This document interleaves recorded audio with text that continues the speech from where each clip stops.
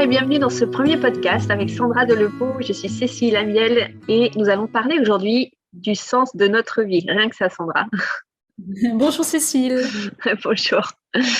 Donc, c'est vrai que c'est un thème qu'on a abordé dans un des cercles du réveil des chamans que tu organises. Et c'était même le premier thème qu'on avait abordé. Et il me semblait important de commencer par ça dans nos podcasts parce que c'est une question que tout le monde se pose. Et au final, c'est vraiment lié à ta définition ou celle que tu m'avais partagée ou que tu nous avais partagée de ce que c'est qu'être chaman. Donc déjà, le mot chaman, tu nous avais partagé la définition, Oui, l'origine. oui, alors le mot chaman, ça vient du mot saaman, qui est un mot sibérien, qui veut dire celui qui agite les jambes, les bras, et qui entre dans une transe qui se rapproche à la transe des animaux. Donc le mot saaman, il est arrivé en Europe à travers les explorateurs russes qui revenaient de leurs expéditions et qui assistaient à ces cérémonies où le saaman entrait dans une transe animale pour aller récupérer des informations ou des guérisons pour les participants qui faisaient appel à lui. Hmm.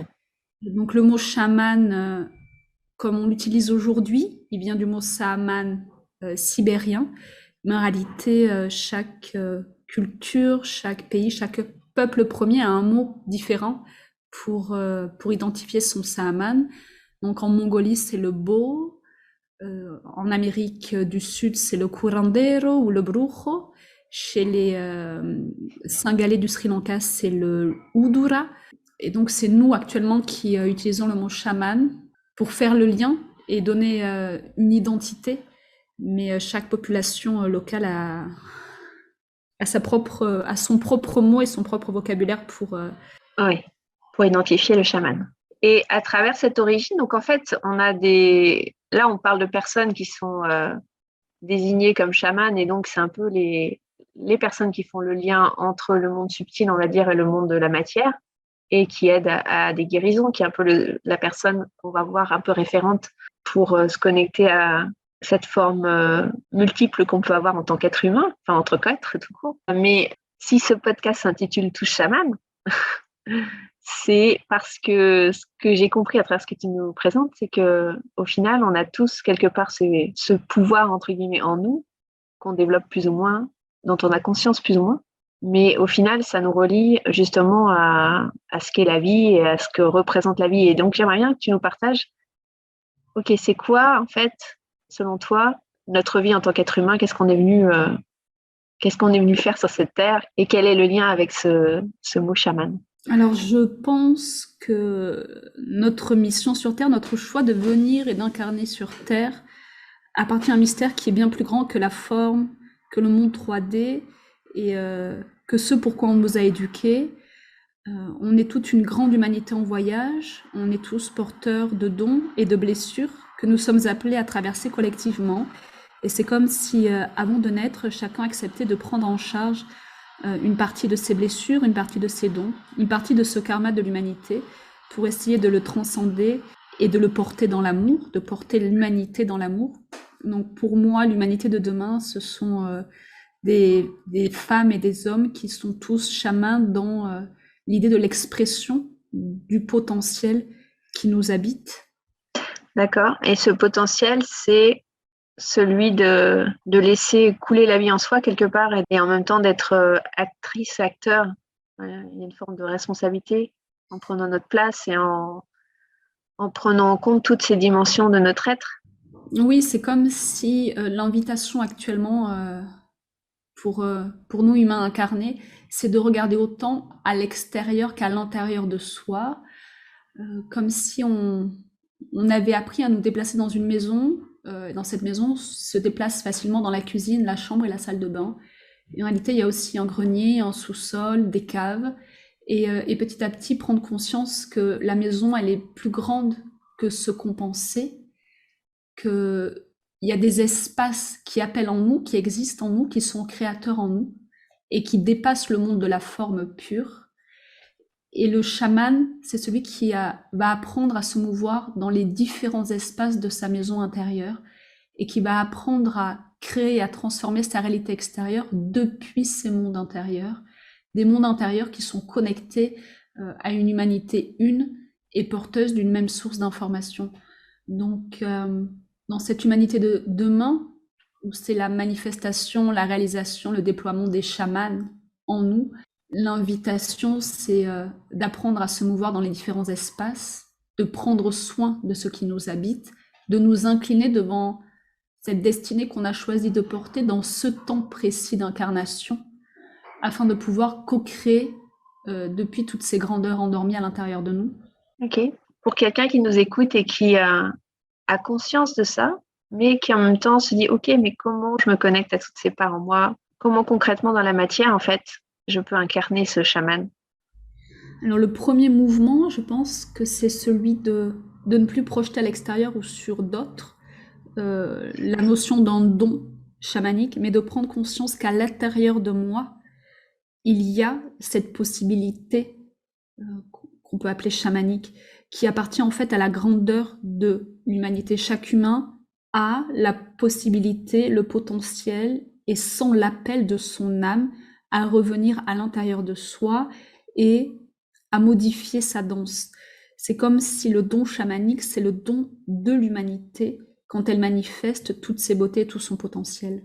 Donc, le premier mouvement, ce serait vraiment de revenir et de dire, ok, c'est en moi. Et depuis ce c'est en moi, s'autoriser à laisser se déployer ce qui appelle, ce qui vibre ou ce qui parle en moi. Donc ça veut dire quelque part faire une forme de silence en soi. Et c'est vrai qu'on parle beaucoup de rituels et de choses qui permettent quelque part, et de méditation aussi, et de pratiques en fait, qui permettent de se reconnecter à soi et de faire ce silence qui permet peut-être d'écouter ce qui vient et de se laisser porter par le mouvement plutôt que de vivre de manière un peu robotique, automatique chaque jour. Est-ce qu'il y a des choses que tu as envie de partager par rapport à ça, justement?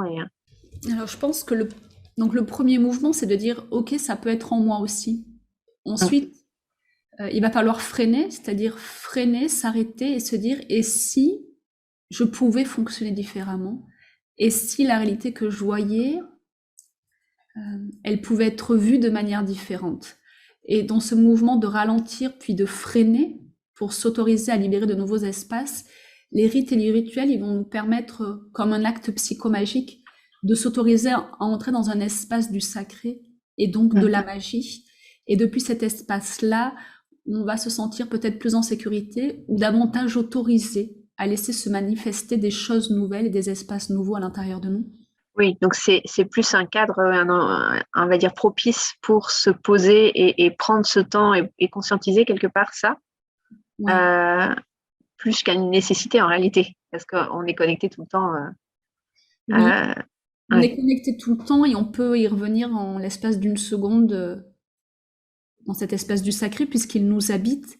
Mais c'est vrai que créer un rite ou un rituel, c'est rentrer aussi dans une forme de rite et rituel dans notre quotidien et de ramener cette sacralité, ce temps de lenteur, ce temps de célébration, ce temps de silence et l'ancrer à l'intérieur de notre réalité quotidienne qui est souvent une course effrénée et infinie. Ouais. Du coup, vers quoi nous amène finalement ce mouvement? Le mouvement intérieur, c'est comme si on s'est projeté jusqu'à présent dans une forme 3D et en revenant vers l'intérieur, en récupérant des parties de nous qui ont été éparpillées ou qui ont été figées dans cette forme 3D, on va pouvoir ensuite se redéployer dans plus d'espace, dans plus de complexité et donc dans plus de complétude. C'est comme si à travers ce mouvement intérieur et ce retour à soi, on allait pouvoir petit à petit se familiariser avec d'autres espaces de notre maison intérieure, avec d'autres voix, avec d'autres mélodies. Et depuis ces espaces-là qu'on va de nouveau se réapproprier, on va pouvoir se manifester avec plus de puissance et de complétude dans la matière et dans la réalité quotidienne. C'est comme Ok. si on allait prendre la sensation qu'on était plus complet pour cheminer. Oui. Et donc, cet espace que l'on se crée et auquel on se connecte en soi, en fait, ça demande de s'extraire un peu d'une partie du cerveau, enfin du mental, purement mental, de l'hémisphère gauche pour se connecter plus à l'hémisphère droit, c'est ça, et à son corps quelque part, d'être plus dans l'observation des sensations, de ce qu'on ressent. Exact, c'est comme si on allait procéder à un réajustement Donc le premier mouvement, ça va être d'abaisser les fréquences du mental qui sont extrêmement liées à la société patriarcale dans laquelle on vit actuellement et occidentale. Donc abaisser les fréquences du mental qui permettent de répondre à toutes nos peurs de survie, à toutes nos angoisses, développer, activer, autoriser notre hémisphère droit à prendre de la place dans notre réalité, notre hémisphère droit qui est connecté aussi à notre intuition, à notre âme et à notre partie plus féminine et silencieuse. Et depuis ces deux mouvements-là, nous autoriser à observer la réalité avec une plus grande ampleur, observer qu'est-ce qui rentre dans ma réalité, quel champ d'information m'arrive, quelle relation est-ce que je suis en train de vivre, qu'est-ce qui m'appelle à l'extérieur, mais qui provient de mon monde intérieur. C'est comme si le quotidien devenait un rituel où, à peine levé, j'observe ce qui se passe autour de moi et ce qui appelle autour de moi et qui vient me chercher. Oui, on est plus dans le moment présent, parce que quand on est connecté au mental et à l'hémisphère gauche, pour le coup, on est beaucoup soit dans ses peurs, donc dans les histoires du passé, soit dans ses projections. On n'est pas forcément toujours dans le moment présent.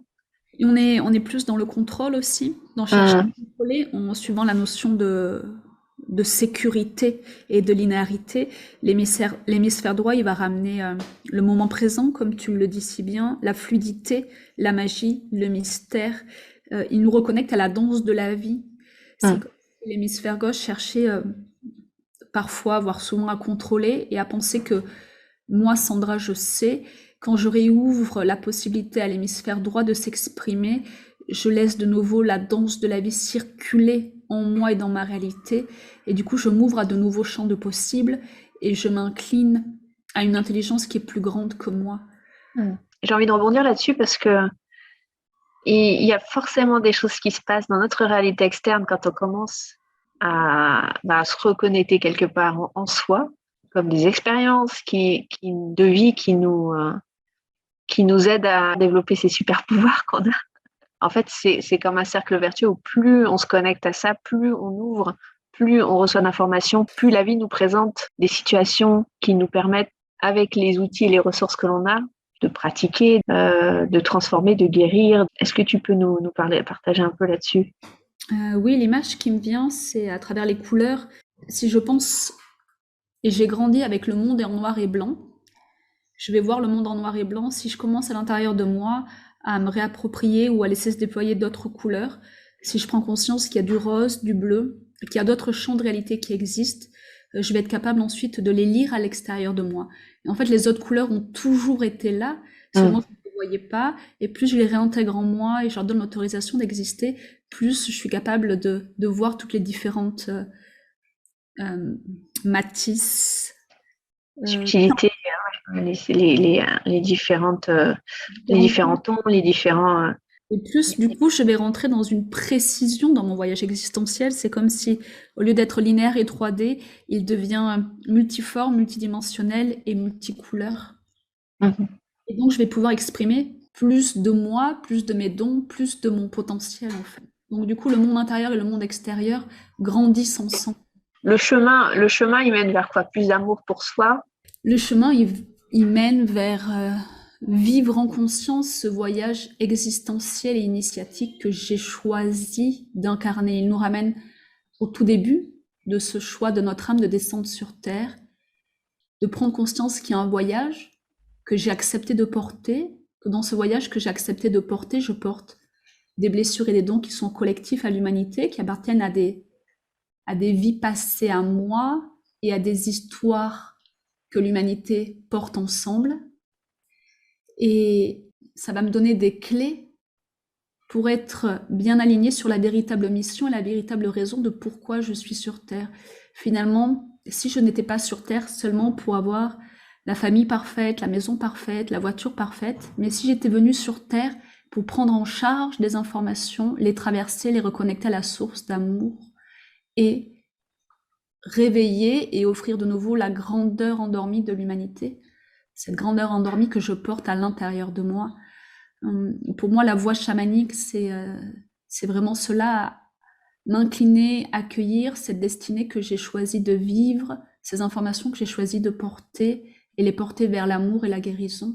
Ce que tu dis, en fait, c'est que c'est pas un chemin individuel, c'est pas un chemin de séparation, mais c'est un chemin de transformation pour soi et pour les autres en réalité. Parce que quand on fait ce chemin et quand on guérit par exemple une blessure en soi, finalement on la guérit pas que en soi, on la guérit aussi pour notre lignée, notre entourage, d'autres personnes qu'on connaît pas d'ailleurs. Alors on peut imaginer qu'il y a une immense bibliothèque avec plein de blessures, plein de dons, plein de potentiels qui sont là. Et cette bibliothèque, c'est la bibliothèque collective d'une humanité qui est une. Et avant de descendre, on va se présenter devant la bibliothèque et on va dire par rapport au filtre de mes vies passées, par rapport à mes ressources intérieures, je vais accepter de prendre en charge le tome 4, le tome 54 et le tome 24, qui peut être la mémoire d'abus, le potentiel des guérisseurs et la blessure de trahison. Et donc je vais prendre ces livres dans ma valise et puis je vais me choisir un corps incarné dans une lignée qui porte elle aussi ces tomes-là. C'est comme si j'allais redescendre sur Terre accompagnée de frères et sœurs qui ont accepté de porter les mêmes blessures, les mêmes défis pour qu'on s'accompagne dans leur résolution ou leur libération. Mmh. Et c'est pour ça qu'on va parfois se retrouver, par exemple, une famille qui, pour parler très concrètement, qui a, je ne sais pas moi, des problèmes d'addiction ou des choses comme ça. Ben, on va se retrouver dans une famille qui a où il y a c'est pas seulement soi, mais c'est aussi peut-être la maman, le papa, enfin.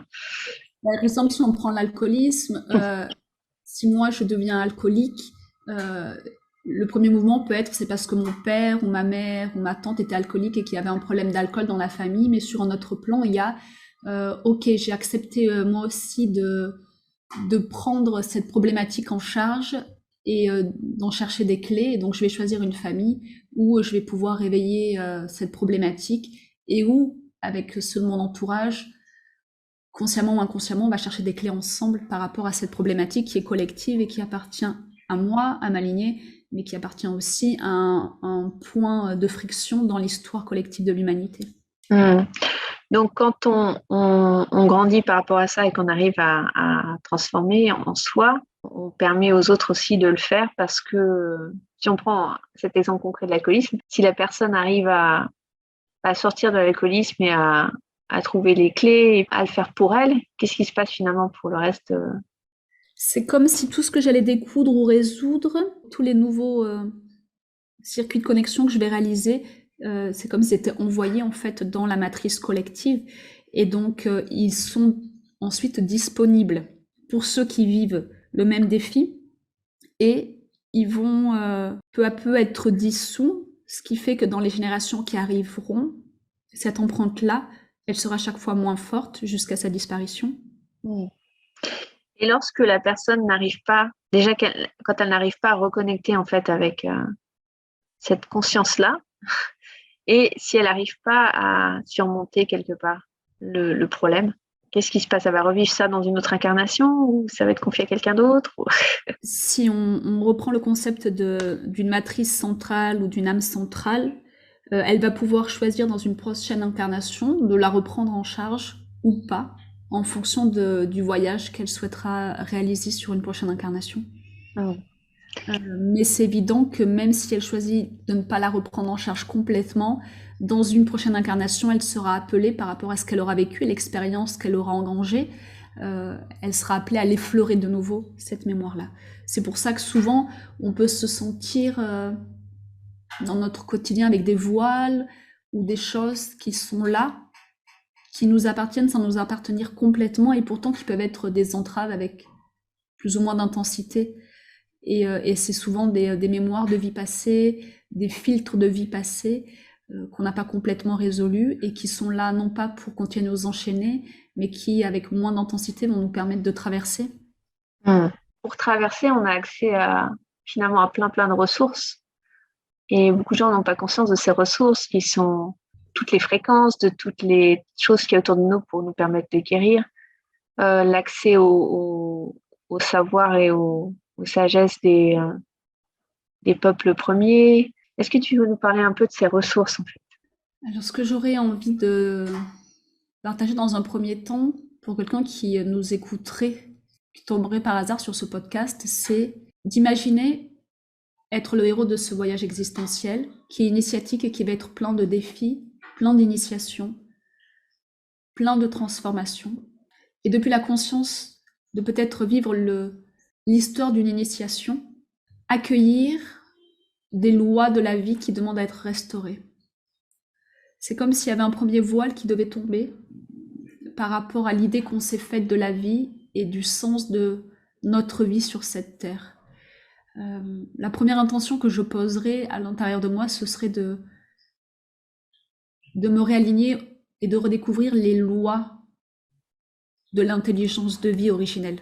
Et depuis cette intention intérieure, autoriser à de nouvelles couleurs, de nouvelles voix, de nouvelles énergies à se manifester en moi, en allant sur le chemin de la confiance par rapport à ce qui émane de moi, même si je ne le comprends pas. Dans cet espace intuitif, on va avoir accès aux ressources dont tu parles. Ces ressources, elles sont à notre disposition depuis la nuit des temps et elles sont là en permanence.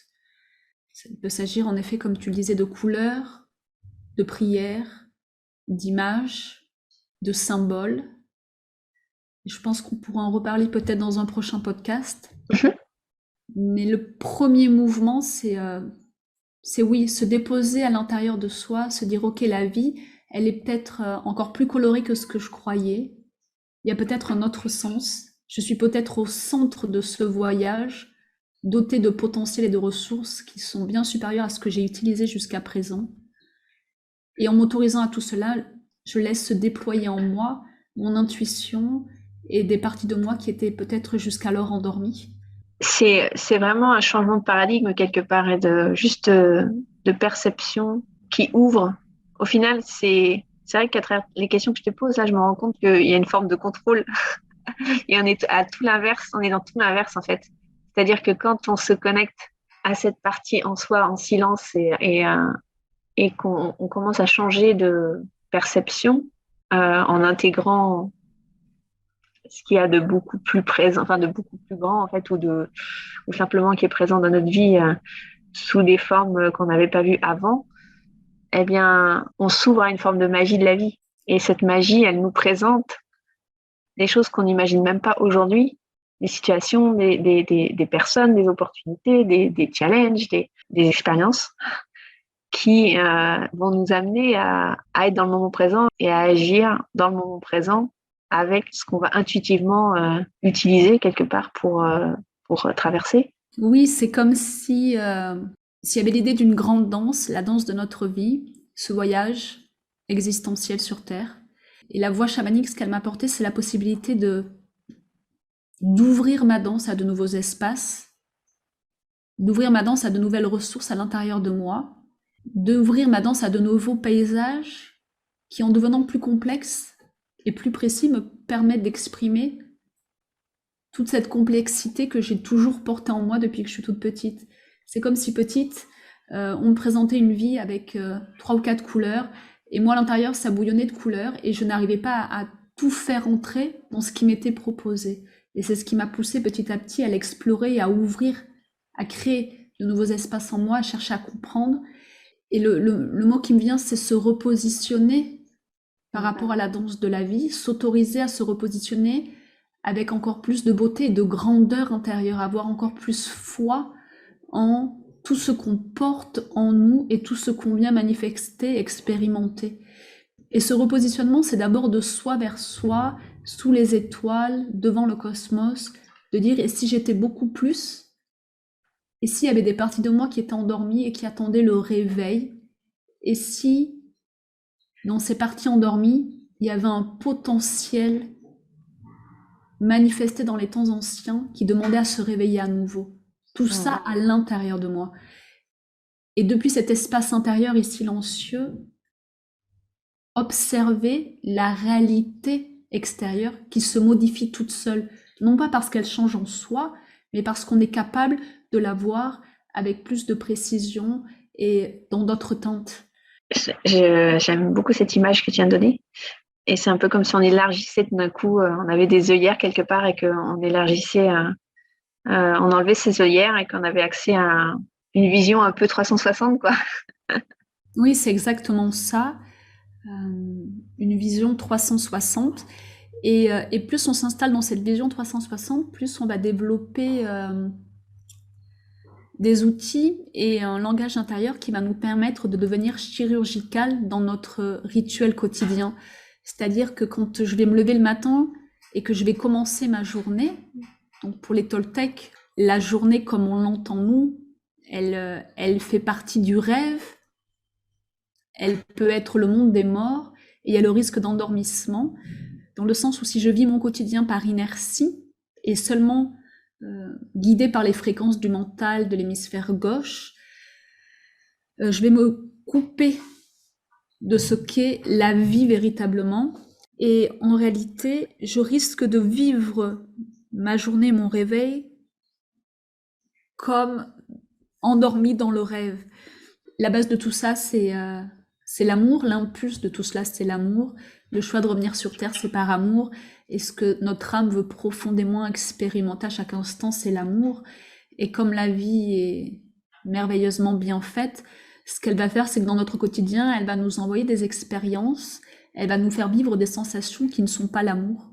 Et à chaque fois qu'on va vivre ces sensations qui ne sont pas l'amour, en réalité, ce ne sera pas à fuir ou à ignorer, mais ce sera à entrer dans cette possibilité de porter de l'amour dans des zones qui en nous sont coupées de l'amour. Ouais. Donc, vivre le quotidien dans l'éveil, dans le réveil, c'est commencer à accueillir sa réalité et chaque détail de sa réalité comme des espaces informationnels à la recherche d'amour et de guérison. Je trouve ça un beau mot de la fin. Merci beaucoup, Sandra. Il y a plein de questions qui me viennent, mais je pense qu'on va réserver ça pour d'autres sujets, d'autres thèmes pour notre podcast. J'espère que vous avez apprécié autant que moi et on vous retrouve très vite pour le suivant. Merci à toi, Cécile. Merci, Sandra. Au revoir.